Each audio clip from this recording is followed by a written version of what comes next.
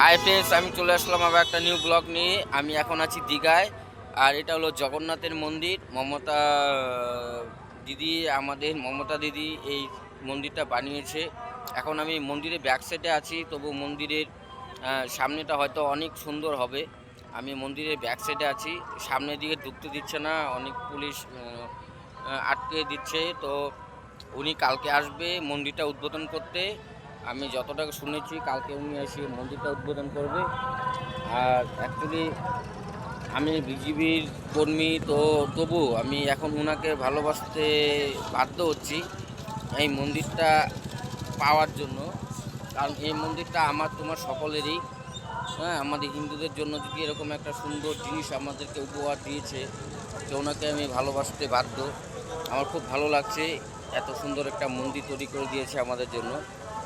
আমাদের মুখ্যমন্ত্রী হিসাবে আমার মনে হয় ঠিক আছে, তবে অন্য কোনো কোনো কাজে হয়তো অনেক ভুল, সেটা আমারও ভালো লাগে না। কারণ আমিও নিউজ দেখি, অনেক প্রচুর ভুল আমাদের হিন্দুদের জন্য উনি অনেক অনেক রাজনীতি করে থাকে।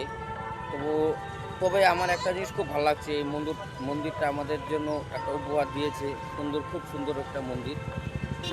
আমি কিন্তু মন্দিরের খুব ব্যাক সাইডে আছি, এখনও সামনের দিকে নেই। সামনের দিকে হয়তো মন্দিরটা আরও খুব সুন্দর, আরও সৌন্দর্য মন্দির এটা।